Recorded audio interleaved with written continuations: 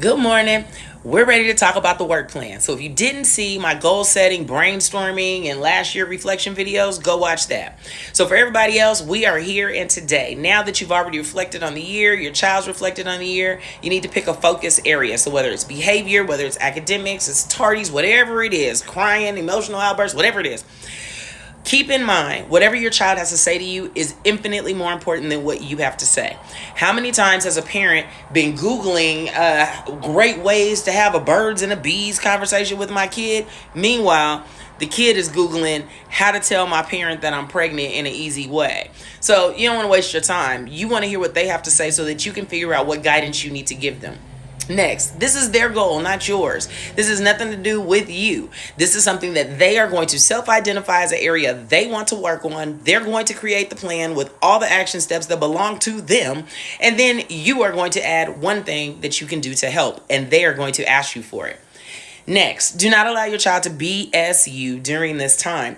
Please make sure that your child takes this seriously because this is a structured opportunity for your child to either succeed or to fail. And it's okay because you're going to be right there. And when they succeed, it's going to be great intrinsic motivation to do it again and figure out, wow, I can plan this out and do all this stuff and achieve my goals. If they don't, then it's time for them to reflect. What didn't they do? How come it didn't work?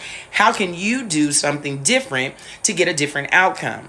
Also, another piece of advice, please don't tie this goal to your discipline.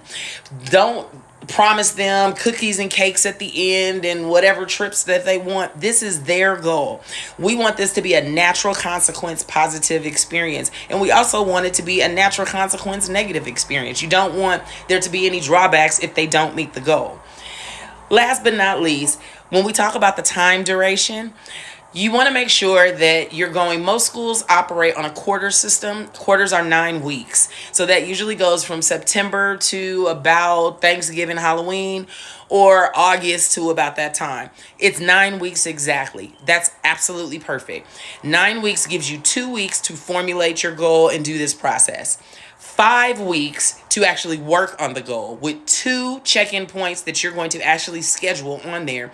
And then the last 2 weeks of the quarter is going to be the time to power up. If you didn't make the goal or you're not on track, you want to kick it up a notch. And if you are on track, you want to blow it out the water. And that's what those last 2 weeks are for.